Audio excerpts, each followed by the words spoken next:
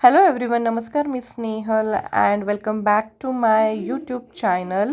तर जर तुम्ही मला इन्स्टाला फॉलो करत असाल तर तुम्हाला कळलंच असेल की मी एका CSR ॲक्टिव्हिटीसाठी गेलेले होते आणि तिथून येताना जे आहे ना, खडकवासला डॅमला आम्ही उतरलो होतो लंचसाठी. लंच म्हणजे आमचं ऑलमोस्ट इव्हिनिंगला झालं आणि त्यानंतर ऑलमोस्ट जे आहे 150 किलोमीटर ट्रॅव्हल केल्यानंतर मी घरी पोचले अराऊंड 7ला आणि 9 वाजता जी आहे आमची बस होती कोल्हापूरसाठीची.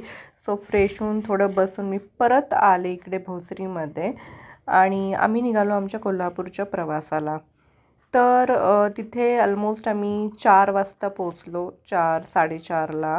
आणि आमचं हॉटेलच बुक नव्हतं झालेलं ॲक्च्युली.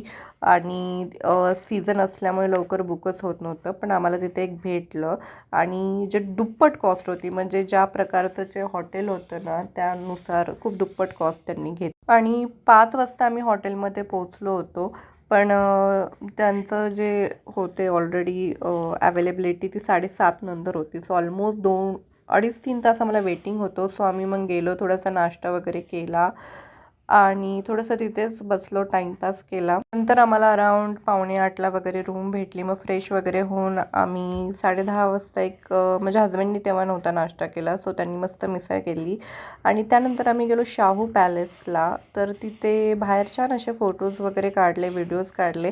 आतमध्ये फोटोज आणि व्हिडिओज तिथे अलाउड नाही आहे. ॲक्च्युली आम्ही दरवर्षी म्हणजे वर्षाच्या शेवटला जेव्हा आम्हाला ॲन्युअल लीव्ज असतात तेव्हा दरवेळेस आम्ही असं ठरवलं आहे की कुठे ना कुठेतरी जायचं वॅकेशनसाठी, तेवढंच एक चेंज म्हणून. आणि पिल्लूला पण खूप आवडतं एक्सप्लोअर करायला, ट्रॅव्हल करायला, ती खूप एन्जॉय करते. सो दरवर्षी आम्ही एकदा तरी असं जातो. तर यावर्षी जे आहे ना, मी कोल्हापूरला गेलो. लास्ट इयर आम्ही बीचवर गेलो होतो, म्हणजे मोस्टली आम्ही 2-3 वेळा बीचवरच गेलो आहे, पण यावेळेस आम्ही ठरवलं की नाही, यावेळेस आपण थोडंसं डिवाईन एनर्जी मिळवूया. त्याच्यासाठी जे आहे आम्ही कोल्हापूरला गेलो होतो. आणि अजून एक गोष्ट सांगायला आवडेल की मी 4थीत असताना आमची ट्रिप गेली होती कोल्हापूर पन्हाळ्याला. तेव्हा गेले होते मी कोल्हापूरला आणि त्याच्यानंतर ऑलमोस्ट एक 20 वर्षांनंतर मला कोल्हापूरला जायचा योग आला, तेही माझ्या फॅमिलीबरोबर. छान वाटलं. तसं फार काही चेंज नाही झालेलं कोल्हापूरमध्ये. आणि इथे एक लेकही होता, पॅलेस लेक. तिथे जवळ हरिण वगैरेही होते, तेही आम्ही पाहिले. सो ओव्हरऑल जे एक्सपिरियन्स होता तो छान होता. फक्त ट्रॅव्हल थोडं हेक्टिक होतं, कारण की माझं खूप ट्रॅव्हलिंग झालं त्या दिवशी. थोडंसं प्लॅनिंग गडबडलं होतं आणि थोडी तब्येत पण बिघडली होती त्याच्यामुळे. सो बट ओव्हरऑल छान झालं.